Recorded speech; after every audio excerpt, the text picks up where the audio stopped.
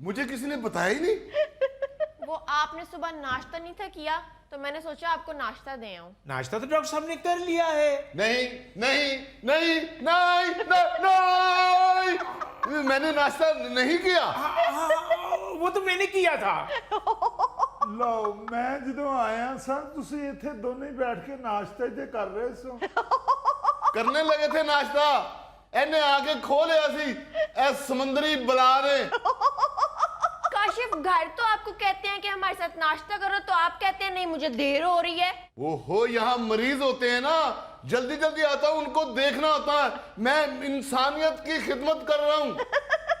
लो सबसे पहले तो मैं आया था, मुझे तो अभी तक आपने देखा ही नहीं। डॉक्टर साहब इंसानों की बात कर रहे हैं। ओ भाई, सिटी स्कैन मशीन खराब हो गई थी, भाग के उधर गया हूँ, फिर इधर आया हूँ, फिर उधर गया हूँ, फिर इधर आया हूँ। ओए आहो सीटी स्कैन मशीन ही वेखी जाते हो, थ्रैशर मशीन भी वेखो। इधर आओ, मैं तुम्हें चेक करता हूँ क्या तकलीफ है तुम्हें। आओ आओ, आ ही गए थे। अल्लाह खैर करे, देख लो तुसी भी, वैसे काम मैनू किसी मिस्त्री का ही लगता है। बैठे बैठे, तशरीफ रखें, बैठो बैठो। हेलो, क्या हाल है? जी ठीक हूँ जी। ठीक हो तो फिर यहाँ क्यों आए हो? ये कोई पार्क है? ये तो मेरा ख्याल हॉस्पिटल है। और डॉक्टर साहब 4 माह से मेरे सर में दर्द नहीं जा रहा। ओ, आंखें दिखाओ। मुझे आंखें दिखाते हो? एक डॉक्टर को आंखें दिखाते हो? काशिफ आंखें चेक करो। मैं फौजिया के अलावा किसी की आंखें नहीं देखता। काशिफ आप इस वक्त अस्पताल में हैं, मरीज की आंखें चेक करें। दिखाओ आंखें। ओ, आंखों में तो हल्के पड़े हुए हैं। सोते नहीं हो रात को? 2 घंटे ही सोता हूँ, फिर आंख खुल जाती है जी। क्यों खुलती है आंख? चोरियां करने जाते हो? और डॉक्टर साहब दिन को नींद आती है, रात को मैं जागता रहता हूँ। तो क्यों देखते हो रीलें? क्यों देखते हो रात को टिकटॉक? ये सारी रात संडियां दी लड़ाई देखता रहता जी, और सवेरे उठ के फिर दोस्तों नू कहता यार साडी फैमिली च लड़ाई चल रही है। कितनी देर देखते हो मोबाइल? डॉक्टर साहब मैं ज्यादा मोबाइल नहीं देखता, बस 10-12 घंटे ही देखता हूँ। 10-12 घंटे? फिर छोड़ते कब हो मोबाइल? जब चार्जर पे लगाना होता है। नहीं जी, चार्जर ते नहीं, उदो जान छड़दा है जदों मोबाइल नू साह चढ़ जाता है। सुना तुमने फौजिया?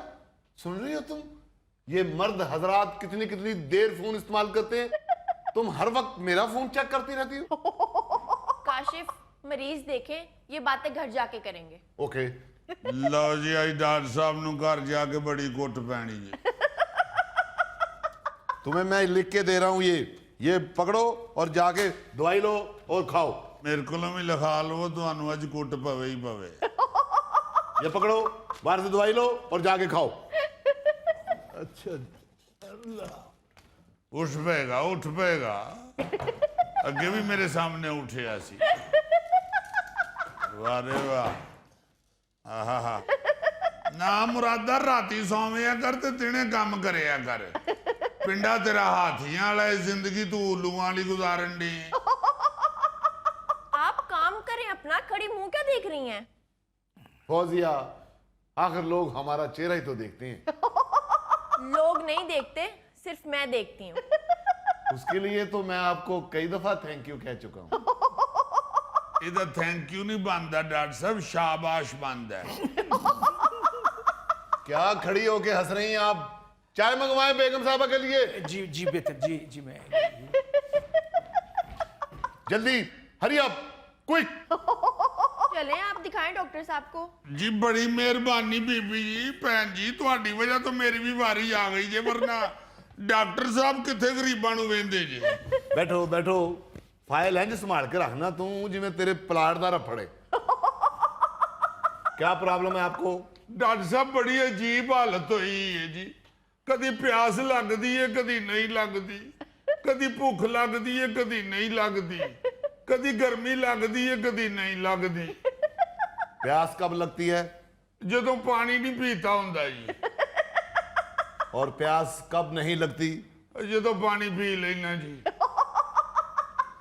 भूख कब लगती है? ਜਦੋਂ ਰੋਟੀ ਨਹੀਂ ਖਾਦੀ ਹੁੰਦੀ ਜੀ। और भूख कब नहीं लगती? ਜਦੋਂ ਰੋਟੀ ਖਾ ਲੈਣਾ ਜੀ।